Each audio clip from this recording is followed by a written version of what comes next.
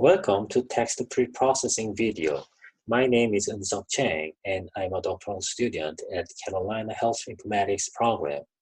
And my research interest is text analysis of electronic health records. In this video, I will talk about text preprocessing, which is an essential step of text mining. Before we move on, let me first introduce what text mining is and its real-world applications. Text mining is the process of deriving information from text. We can figure out the patterns and trends in text using statistical learning and predict future trends in text. By taking advantage of text mining, we can determine whether a hotel review on TripAdvisor is positive or negative, predict whether a news article is talking about politics or economy, correct spelling errors made by search engine users, and with text mining tools at my hand, there should be more high-risk patients than I was able to find by simply querying diagnosis and procedure codes. In text mining, individual words like the article A, dog, tree, or rock are the unit of analysis, whereas numerical values, which we often call variables, are the unit of analysis in data mining. To preprocess your text simply means to bring your text into a form that is predictable and analyzable for your task. This is needed for transferring text from human language to machine-readable format for further processing. In other words, it transforms text into a more digestible form so that machine learning algorithms can perform better. So how do we go about doing text preprocessing? Generally, there are three main components of text preprocessing: tokenization, normalization, and noise removal. Tokenization is about splitting strings of text into smaller pieces, which are called tokens. Normalization aims to put all text on a level playing ground, like converting all characters to lowercase. Noise removal cleans up the text, like removing extra white spaces.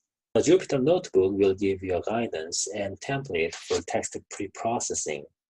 In this video, I will talk about the basic concepts of text preprocessing. In this lecture, I will talk about tokenization. I will also cover the topics of removing special characters, stub words removal, stemming, and lemmatization, which belong to the normalization process.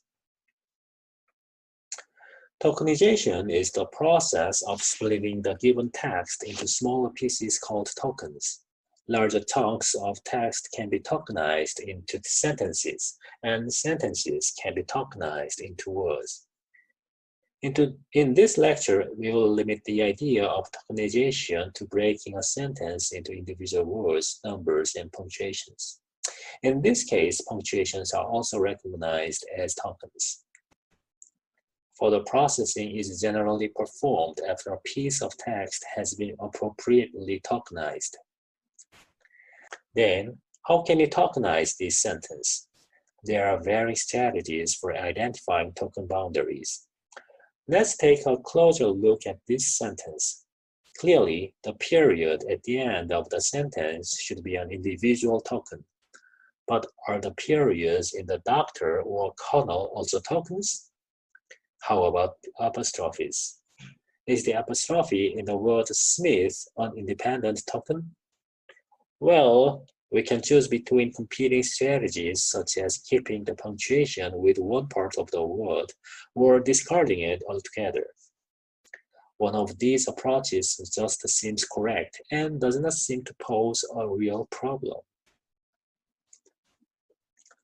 It is possible to remove stub words using Natural Language Toolkit or NLTK of Python, a suite of libraries and programs for symbolic and statistical natural language processing.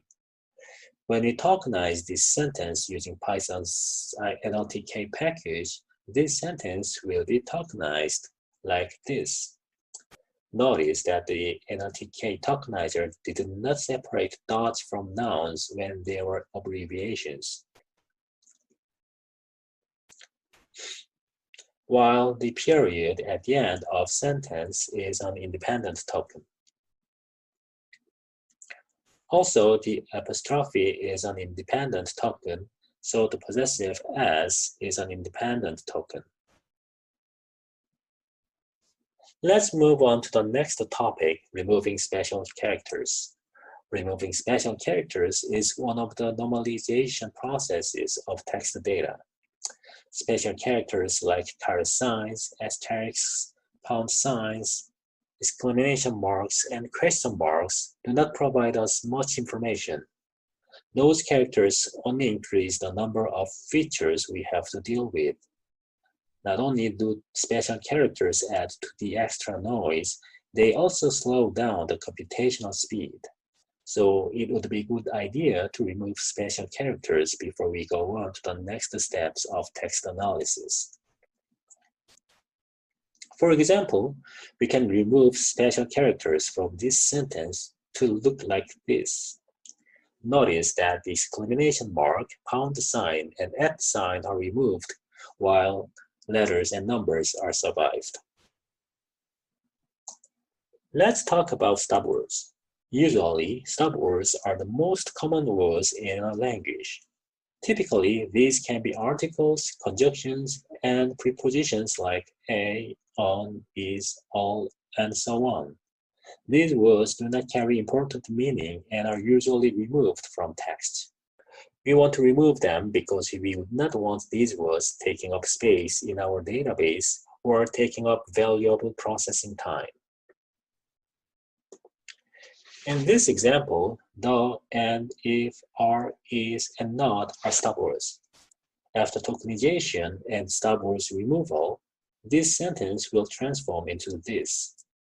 But oftentimes, negative expressions like no or not provide us very important information, especially when we conduct a sentiment analysis. Let's do an exercise.